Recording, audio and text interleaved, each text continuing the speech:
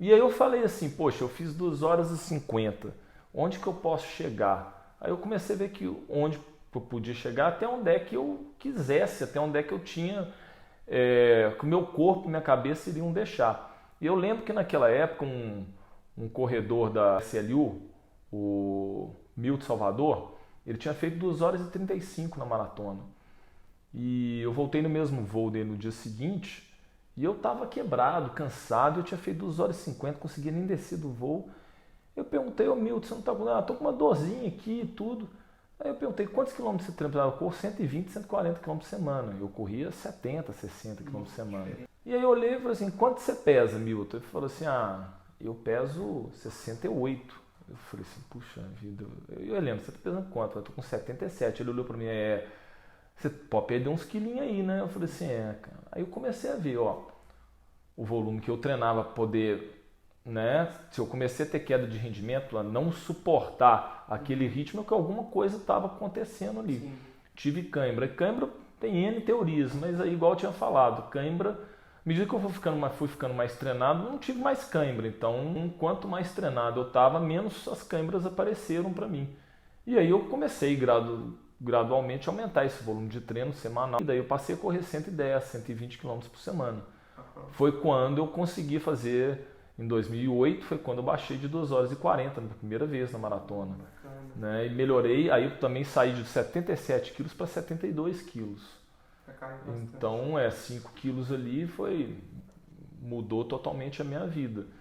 E aí esse entendimento com como treinar maratona também, é como que eu ia construindo, né, como que eu fazia com os treinos longos, os treinos de ritmo de prova, de maratona, os treinos intervalados, onde eu podia treinar intenso, onde eu tinha que segurar. Então fui aprendendo com tudo isso.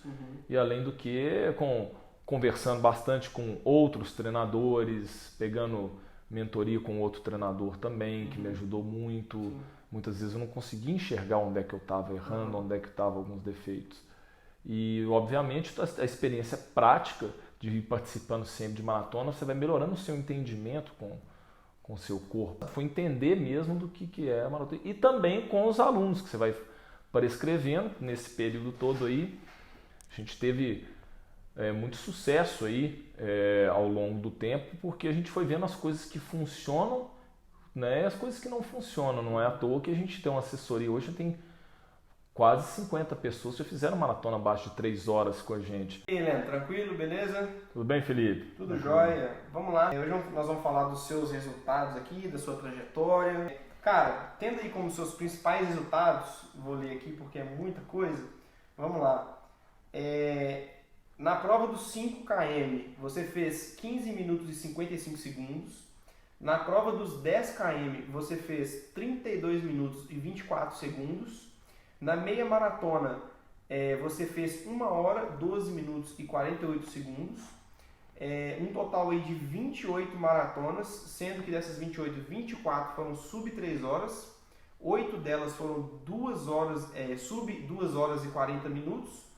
E seu melhor resultado em maratona foi 2 horas, 33 minutos e 50 segundos, lá em Chicago, em 2012. 16 anos de prática de corrida, mais de 2.000 alunos mentorados ao longo desse tempo aí. Foi treinador de atleta bicampeã brasileira de pista 3.000 e 5.000 metros e treinador de campeã sul-americana de meia maratona. Então, um resultado bastante expressivo aí, né, ao longo da sua carreira. Então, cara, para começar esse bate-papo, eu te pergunto, como que você saiu do zero até esse resultado? Então foi, cara, é uma coisa de família, você correu desde sempre, como é que começou o desenrolar dessa história aí? Bom, eu não vim da corrida, né? A corrida foi uma sequência depois que foi acontecendo, mas eu comecei no esporte, no basquete, quando eu tinha 10 anos, eu era uma pessoa com uma altura um pouco acima da média, uma pessoa normal, entre aspas, e eu fui chamado para jogar basquete no Mackenzie, não sabia nada do basquete, fui aprender, em pouco tempo eu estava amando o esporte, comprei uma tabelinha que eu ficava brincando o dia todo em casa, batendo bola, sempre depois dos treinos assistia os treinos das categorias superiores, então me interessava, já tentava também imitar os atletas, os que eu tinha mais conexão e gostava do estilo. E isso tudo foi me rendendo frutos que depois de 2 anos no basquete, quando eu cheguei com 14 anos, eu fui ser seleção mineira, convocado à seleção mineira de basquete, e fui titular da seleção, fui disputar um brasileiro em Recife. Né? E na época eu treinava muito, eu sempre gostei muito de treinar. Então todo esporte que eu fiz, eu sempre repeti, eu sempre acreditei muito no esforço, no treinamento. E eu lembro que todo final de semana, o dinheiro que meu pai me dava de lanche, para poder gastar no clube, eu economizava e pagava os lavadores de carro que estavam lá no final da tarde e ficavam eu arremessando e eles pegando bola para mim. Bacana. Né? Então eu treinava demais e... Você criou esse background de treino, então, lá no basquete. Lá no basquete, toda a disciplina, vontade, e eu visualizava todas as características que eu tinha que ter. E antes eu queria crescer, antes disso eu sabia que eu tinha que ser alto, então eu dormia cedo, alimentava bem, tomava até óleo de fio de bacalhau, que falava que ajudava a crescer, aquela porcariada toda.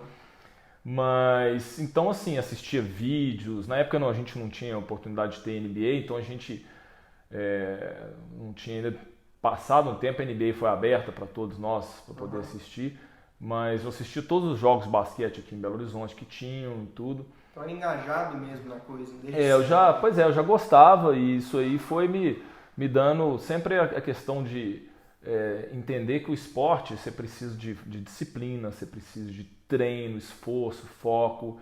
E fui treinar até quase a primeira divisão. Eu joguei no juvenil do Mackenzie, participei da primeira divisão também do campeonato aqui, mas já era limitado por causa da altura, por causa do nosso time era amador.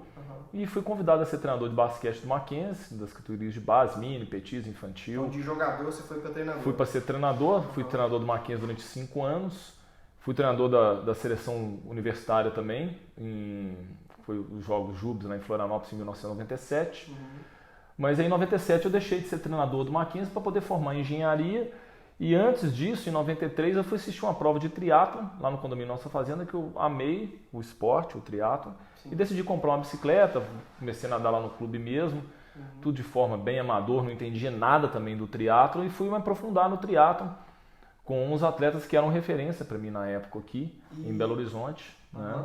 E como é que foi essa transição do basquete pro triatlon? Como que você entrou em contato mesmo? Assim, é completamente diferente, né? São 2 esportes assim que a única coisa que eu herdei do basquete e levei para o triatlo foi a disciplina.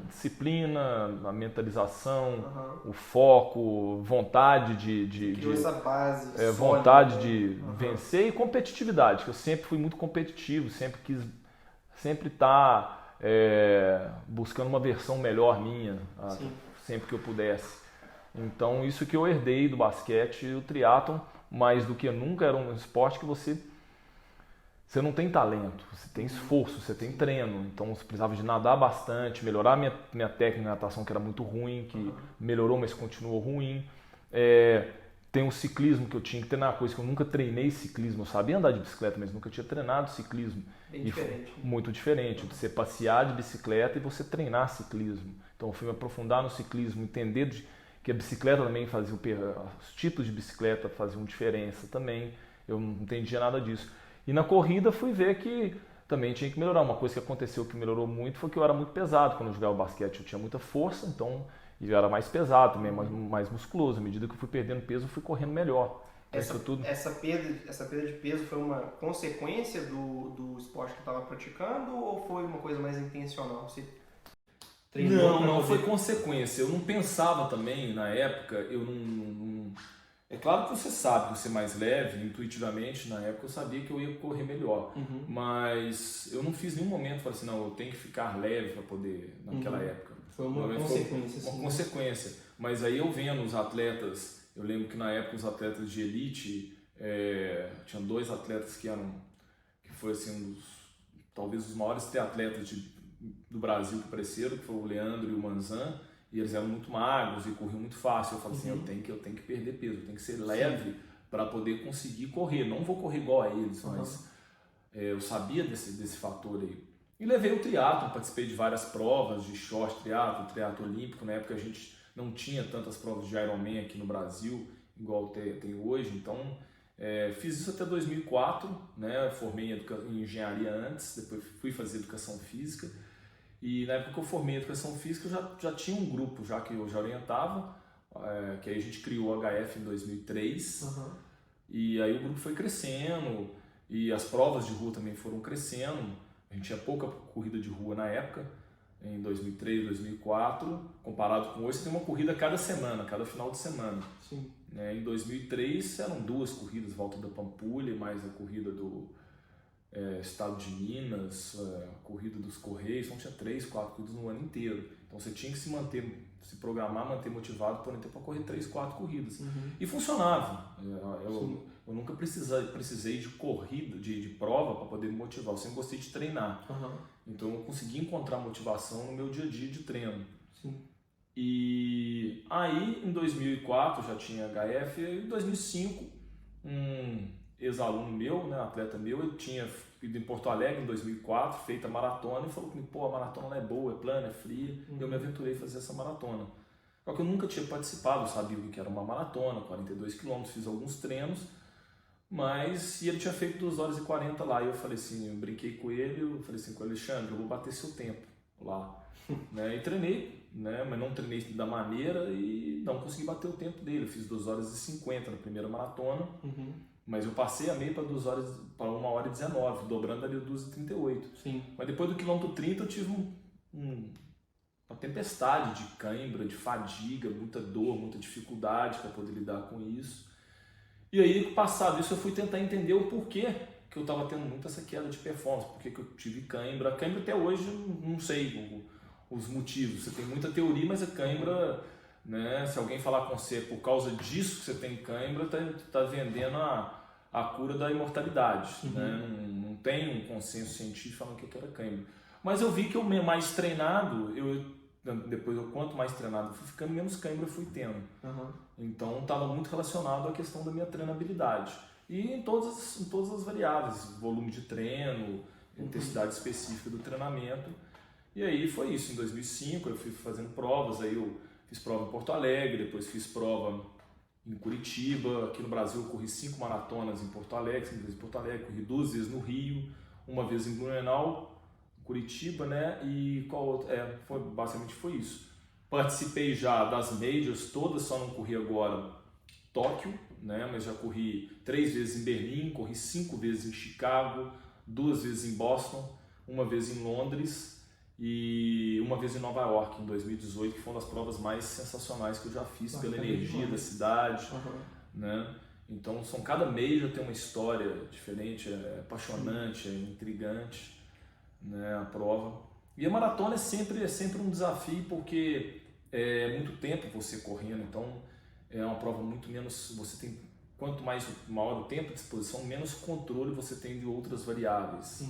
Não estou falando que a maratona é mais difícil do que a prova de 5 km, 10 km ou meia maratona, apesar que a prova que eu gosto mais de fazer é a prova de 10 km.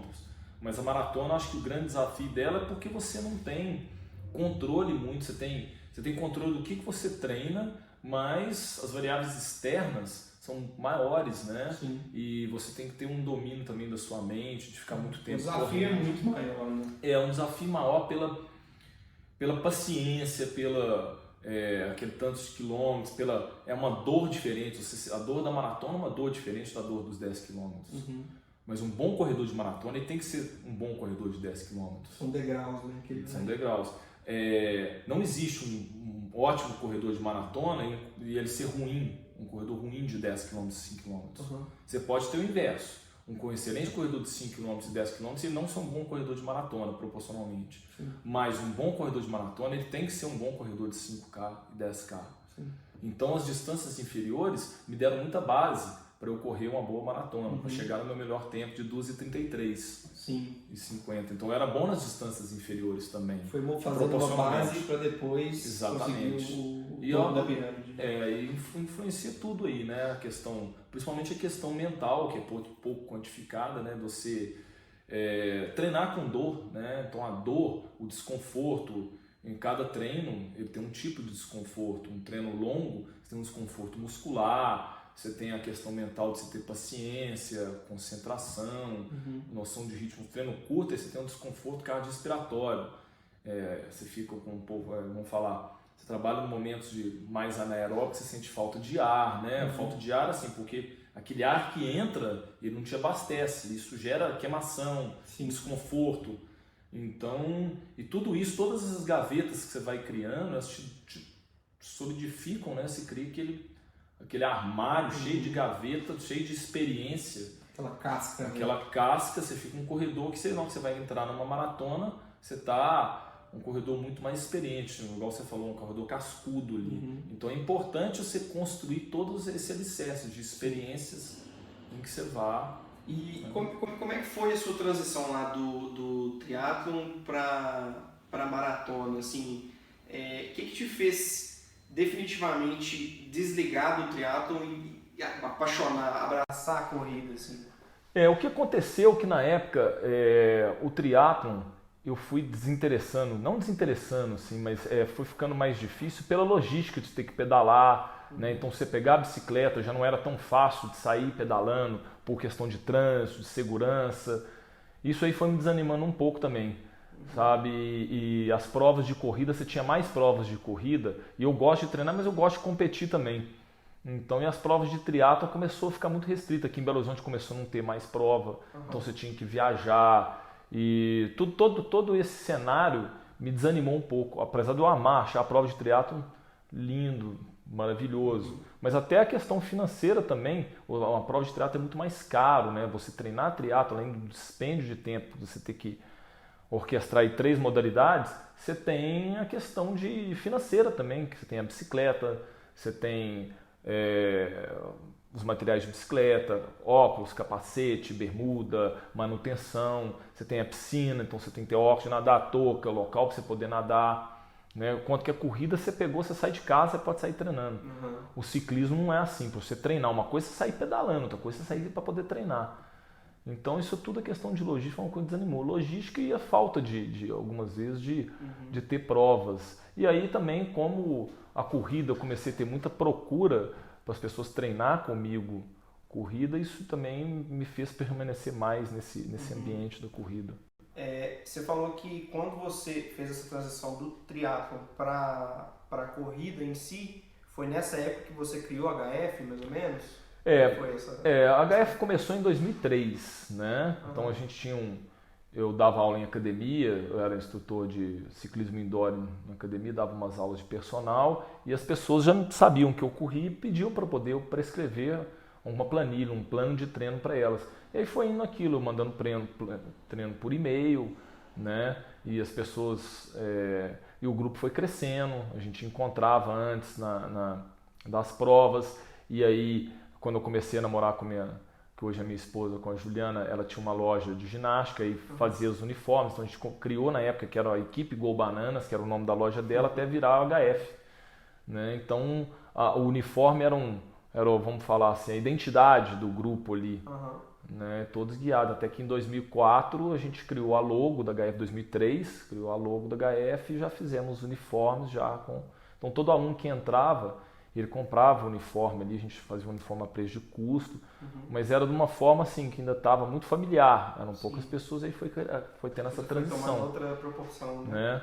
Então não foi na época a prescrição do treino, a gente enviava pelo Word, o treino era feito pelo Word, enviando por e-mail, depois foi planilha de Excel. Hoje a gente tem um aplicativo, então a gente consegue monitorar qualquer aluno em qualquer lugar do mundo. Bacana, né?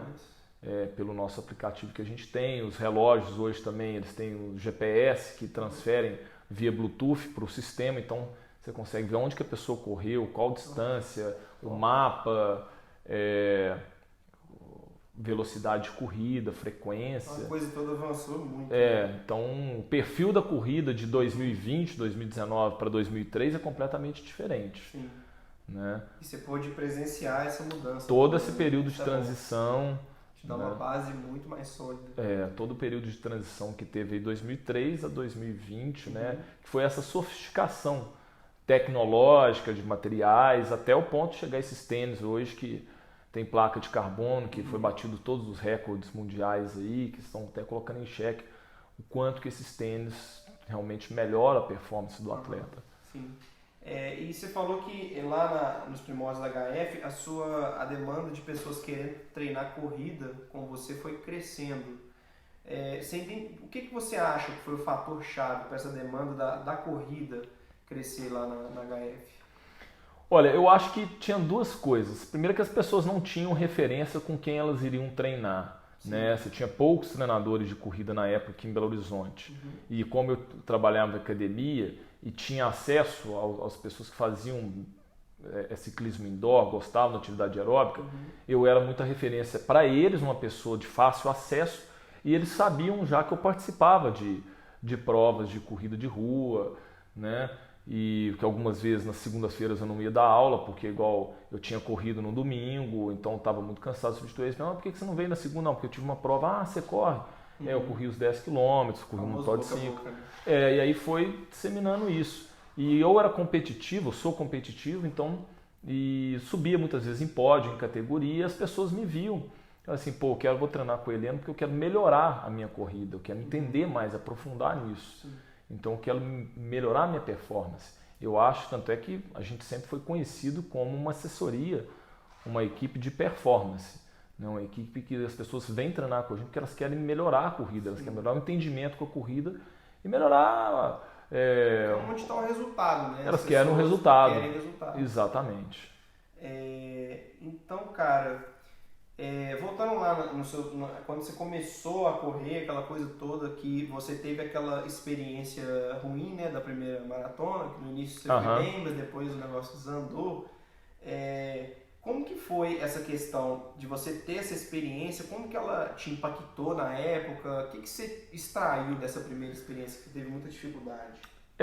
Eu sempre tentei levar esses pontos, vamos falar, trazer esses pontos negativos, vamos falar, essas dores, sempre ao meu favor. Então a primeira coisa foi eu tentar entender, enumerar o que me fez ter uma queda de rendimento grande ali naquela época. E aí eu falei assim, poxa, eu fiz 2h50, onde que eu posso chegar? Aí eu comecei a ver que onde eu podia chegar, até onde é que eu quisesse, até onde é que eu tinha, que o meu corpo e minha cabeça iriam deixar. E eu lembro que naquela época um corredor da SLU, o Milton Salvador, ele tinha feito 2h35 na maratona. E eu voltei no mesmo voo dele no dia seguinte e eu estava quebrado, cansado, eu tinha feito 2h50, conseguia nem descer do voo. Eu perguntei ao Milton, você não está com nada? Estou com uma dorzinha aqui e tudo. Aí eu perguntei, quantos quilômetros você treina? Eu corro 120, 140 km por semana. Eu corria 70, 60 km por semana. E aí eu olhei e falei assim, quanto você pesa, Milton? Ele falou assim, eu peso 68. Eu falei assim, puxa vida. Eu lembro, você está pesando quanto? Eu estou com 77. Ele olhou para mim, você pode perder uns quilinhos aí, né? Eu falei assim, cara. Aí eu comecei a ver, o volume que eu treinava poder... Né? Se eu comecei a ter queda de rendimento, a não suportar aquele ritmo, que alguma coisa estava acontecendo ali. Sim. Tive cãibra. Cãibra tem N teorias, mas aí, igual eu tinha falado, cãibra, à medida que eu fui ficando mais treinado, não tive mais cãibra. Então, questão de exercício, coisa. Então, quanto mais treinado eu estava, menos as cãibras apareceram para mim. E aí eu comecei gradualmente a aumentar esse volume de treino semanal, a ponto que eu parei de dar aula de spinning em 2007 nas academias e fiquei só com a corrida. Aí eu passei a correr 110, 120 km por semana. Foi quando eu consegui fazer, em 2008, foi quando eu baixei de 2h40 na primeira vez na maratona. Né? E melhorei, aí eu também saí de 77 quilos para 72 quilos. Então, 5 quilos ali mudou totalmente a minha vida. E aí esse entendimento com como treinar maratona também, como que eu ia construindo, né, como que eu fazia com os treinos longos, os treinos de ritmo de prova, de maratona, os treinos intervalados, onde eu podia treinar intenso, onde eu tinha que segurar. Então fui aprendendo com tudo isso. E além do que, conversando bastante com outros treinadores, pegando mentoria com outro treinador também, que me ajudou muito. Muitas vezes eu não conseguia enxergar onde é que eu estava errando, onde é que estavam alguns defeitos.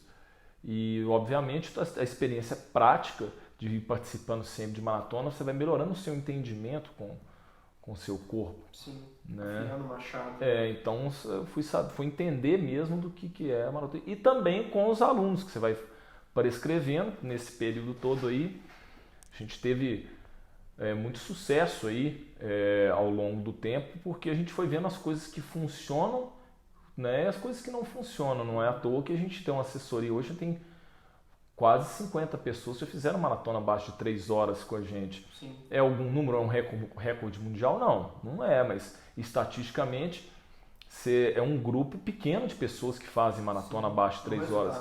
É um resultado expressivo para o atleta amador, que corre aí 4 sessões de treino por semana, trabalha e faz 4 sessões de treino por semana. A gente tem esse cenário aqui, de várias pessoas que já fizeram maratona abaixo de 3 horas. Bacana. Né? Tudo em função disso que a gente construiu. Essa questão de você ter esses dois pontos de vista, que é estar treinando pessoas e também participar de fato das provas, o que você acha que isso... Você acha que isso te trouxe uma posição de vantagem quando você vai na questão de experiência do esporte como um todo? Com certeza.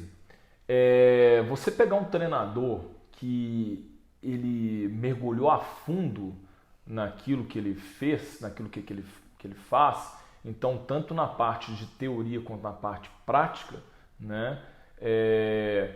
Então eu entendo o que um aluno, quando ele chega para me falar o que ele está sentindo, eu consigo entender plenamente, porque eu já passei por tantas... Sentiu na pele. Né? Sentiu na pele. Eu já passei por tantos as sensações, emoções ao longo desse período, então essa vivência me traz um leque bem aberto, um repertório grande, na hora que o aluno vem, na hora até de eu fazer a prescrição e alguma orientação com ele, daquilo que ele está sentindo, alguma dificuldade.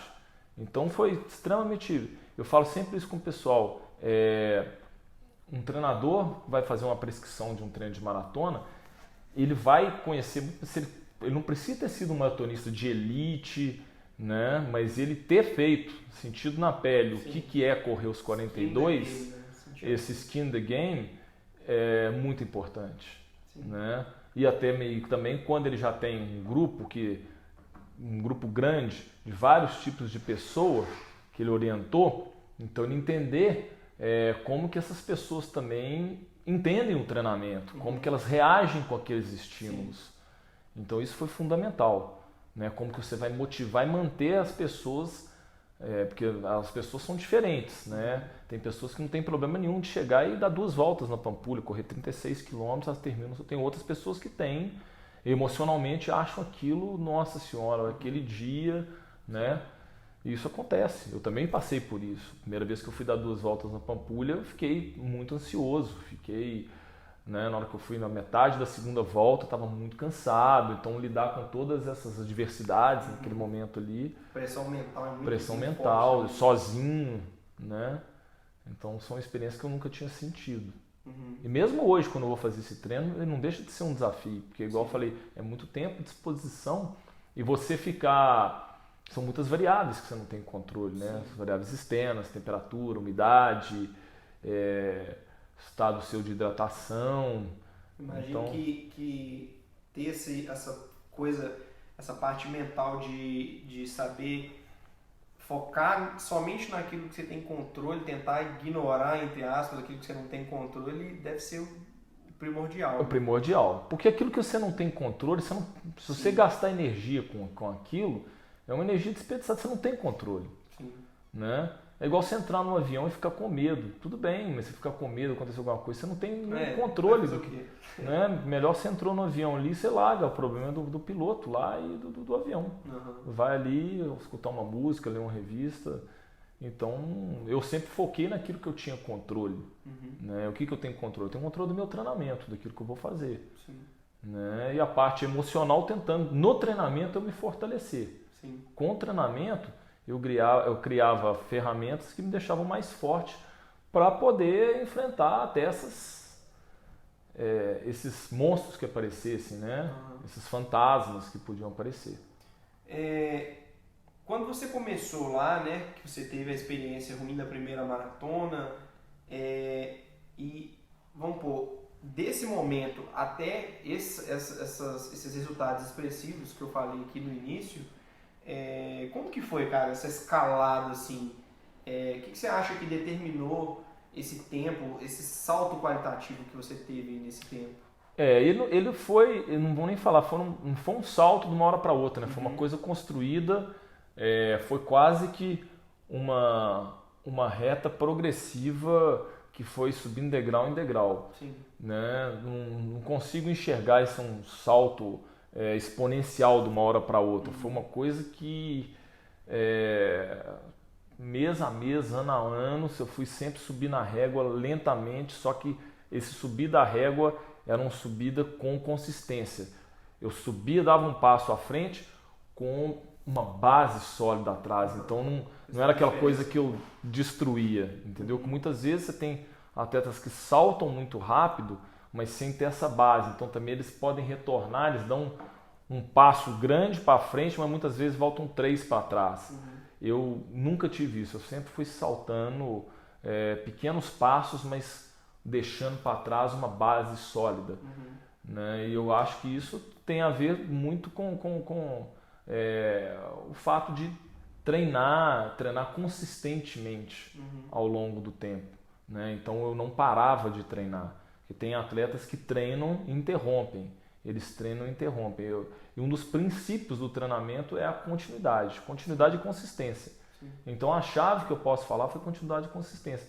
E depois também que eu cheguei no peso que eu estou hoje, que já tem mais de 10 anos que eu tenho esse peso, eu nunca oscilei mais de peso. Eu praticamente fiquei isso, oscilava 1 quilo para cima, 1 quilo para baixo. O corpo acostumou, né? E acostumou e, igual eu estava falando, fiquei uma reta, uma constância, em que os meus níveis de melhora foram pequenos, mas foram crescentes, mas sempre deixando uma base por trás. Não, bacana. E você acha que essa questão dessa base foi o que te levou de tempos, né, piores para tempos melhores, tipo, cara, 24 maratonas sub 3 e 8 maratonas 2,40. Qual que você acha que foi o papel dessa base? No meu caso, as 24 maratonas abaixo de 3, lógico, sempre esse referencial sub 3 horas é muito para a gente poder se posicionar como atleta amador. Mas a grande diferença aí, falando em marcas, e que foram as maratonas que eu fiz abaixo de 2 horas e 40, que também não vão se pensar assim, isso não é recorde mundial. Sim.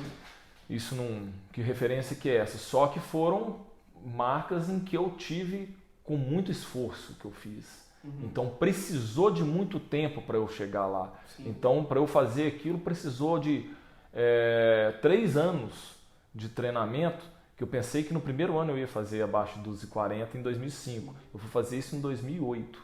3 anos depois, treinando, tropeçando, entendendo a fundo quais eram os meus erros, quais eram as dificuldades, para aí depois eu conseguir, né, fazer várias maratonas abaixo de 2 horas e 40. Sim. Esses tropeços, esse aprendizado todo, acredito eu que foi o que te qualificou para poder ter esses resultados bacanas e poder passar isso para outras pessoas, né? Sim. Que esse processo todo da HF. A questão da atleta bicampeã e da Sul-Americana, como é que foi esse processo, cara, de treinamento, de, né, você conseguir ajudar outra pessoa a ter um resultado bacana, expressivo, assim? Essa atleta, ela era uma atleta que veio do Maranhão, eu treinava a mãe dela e ela não corria, só que ela foi participar de uma corrida em 2007, final de 2007, início de 2008, e uma corrida de 10 km, um sábado à tarde, num calor danado. Ela tinha 15 anos de idade e ela foi e ganhou de todas as alunas da HF, sem nunca ter treinado. Que isso? Ela ganhou fazendo 40 minutos, que assim, não é recorde mundial, não é uma marca, mas para quem nunca treinou, eu falei assim, uai. Cheguei para a mãe dela e falei com ela, Terezinha, sua filha tem talento, ela tem 15 anos fazendo isso, o que você acha dela treinar? Eu falei assim, você vai lá e conversa com ela. Marcamos uma reunião, ela e a filha dela, conversamos, ela começou a treinar. Em pouco tempo, em um ano, ela se tornou a melhor corredora aqui de Belo Horizonte e já estava ganhando as provas e tudo, e depois ela foi ser campeã brasileira em 2010, foi campeã brasileira de cross country, campeã brasileira nos 3.000, nos 5.000, e ela já mudou de nível, né? Começou a gostar, começou a ganhar dinheiro, ela veio do Maranhão, era pobre, simples, e começou a ganhar dinheiro com a corrida, mudou a vida dela. Bacana. Ela viajou, foi correr no Mundial, correu o Mundial lá na Bulgária, sim. Foi medalha de bronze no Pan-Americano de Juvenil em 2011, que eu fui com ela na Flórida, lá em Miramar, na Flórida. Em 2012 ela foi ser campeã sul-americana de meia maratona, sim. E aí já tinha um patrocínio da ASICS, do SESI, então mudou a vida dela, uma pessoa que não tinha perspectiva nenhuma na corrida, na vida, assim, ela veio para Belo Horizonte de paraquedas e entrou para o atletismo e teve uma série de experiências que ela pôde ter e vivenciar por causa do atletismo. Uhum. Isso é muito satisfatório. Eu tinha muito o projeto de Olimpíada 2016 com ela, mas muitas vezes você quer, e se a pessoa não quer do mesmo tanto que você, não tem jeito. Né? Então eu era um treinador que talvez eu queria mais do que ela. Uhum. Então ficou isso, por isso eu tinha condição física, mas não tinha talvez a vontade daquilo, de sair disso e ir para uma vida de ser um atleta olímpica mesmo. Bacana. Né? E essa questão que você falou do talento dela e tal, qual que foi o seu papel da questão só de talento para performance mesmo, para treino, para como que eu posso falar, experiência de campo, passar essa coisa para ela dar não salto, né, mas construir essa base sólida para ela ter esses resultados que ela teve? No primeiro momento, treinar em alto nível, em qualquer esporte, principalmente atletismo e corrida, isso gera dor, né? Isso gera dor, gera desconforto. Então a pessoa tem que conviver com isso. E no caso, uma coisa que eu sempre falava com ela, muitas vezes o seu treinamento ele não vai ser prazeroso, mas ele pode ser gratificante. Sim. Então era o fundamento que eu sempre mostrava, você vai fazer esse treino, um treino intervalado, ele vai doer, vai gerar desconforto, mas depois você vai colher bons resultados com isso. Uhum. Então é uma forma, e você vai aprendendo a ter prazer também nas coisas difíceis, entre aspas, você tem que aprender a conviver com o desconforto, com a dor, que somente dessa forma que você consegue ir tendo evoluções e saltando de nível. Sim. Então foi a minha experiência que eu vi, que foi sempre com muito esforço, muita dedicação, dor, né?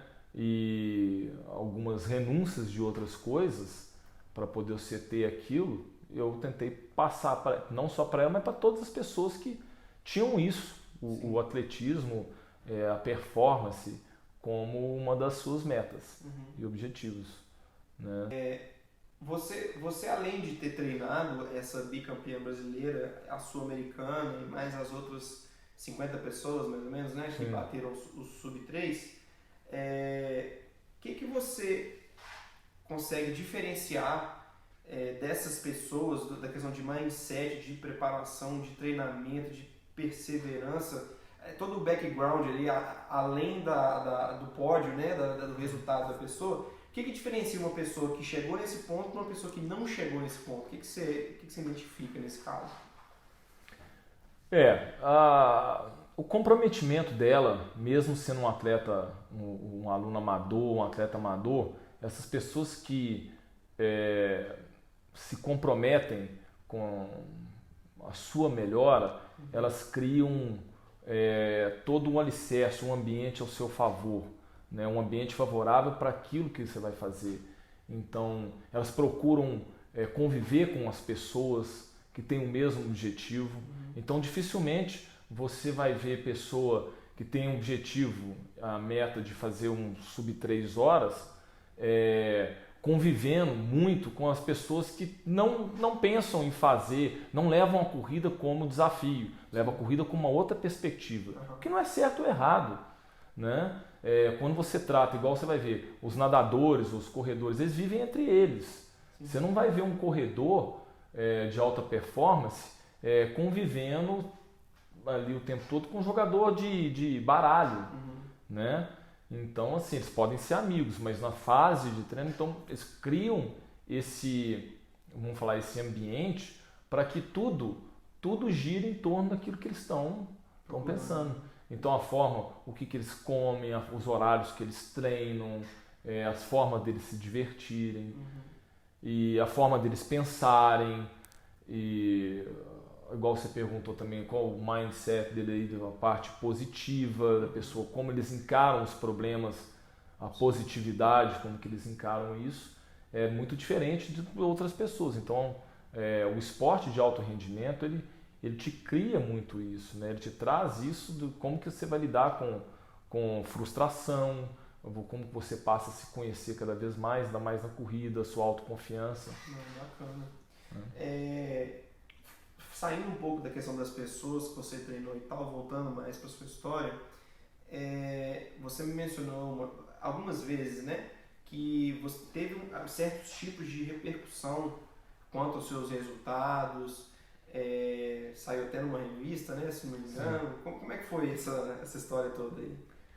Na época 2011, quando eu fiz uma entrevista para a revista The Finisher, aí fui até sair na capa da revista, colocaram lá como melhor maratonista amador brasileiro.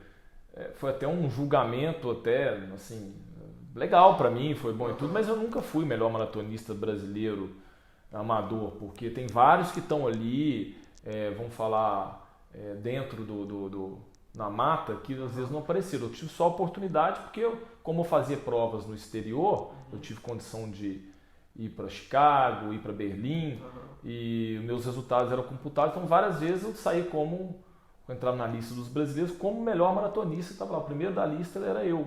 São umas 3 vezes, em Boston foi assim, em Chicago foi assim, em 2009, em Boston também foi. Então, mas não como melhor maratonista brasileiro, mas colocaram lá, que trouxe, ajudou, né, deu publicidade, enfim, essa repercussão foi uma repercussão positiva, mas que, se me perguntaram, eu não fui o melhor maratonista amador na época e tudo. Certamente trouxe resultado, né? Sim. Porque se não tivesse trazido, talvez você não teria aparecido lá. Igual você falou, talvez não seja o melhor, mas foi uma trajetória bacana. Foi uma trajetória, sim, com certeza. E, cara, essa coisa toda, a corrida, o mundo hoje, como você disse, que transformou muito. Hoje você já treinou e ainda treina muitas pessoas aí nesse meio da corrida, de maratona, etc.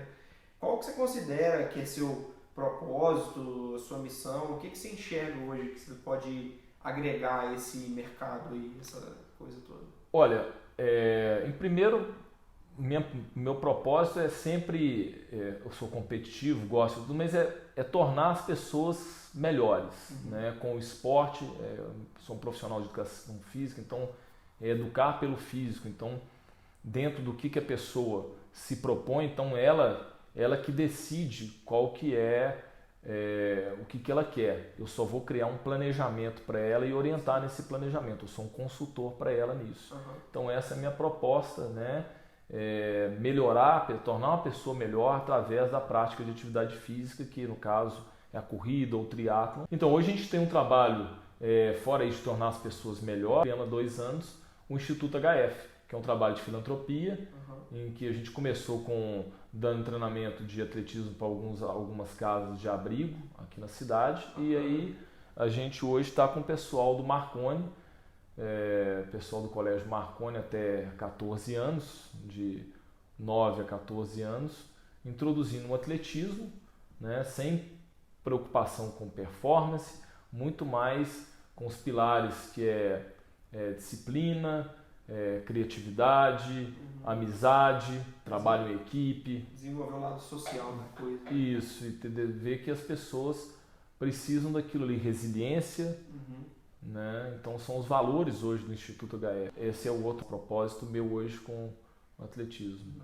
Bacana demais, cara. Então, cara, foi um prazer. Realmente uma trajetória aí de sucesso na corrida, no esporte em geral. Obrigado aí pela entrevista, né? Espero aí que a gente tenha mostrado um pouco aí da minha história e que a gente consiga fazer mais pelas pessoas. Contribuir com o pessoal aí que está querendo ter resultados melhores aí na corrida, né? Não só resultados, mas com as pessoas querendo se tornar pessoas melhores, tendo uma melhor qualidade de vida, melhor entendimento através do esporte. Fechou? Obrigado. Isso aí, valeu.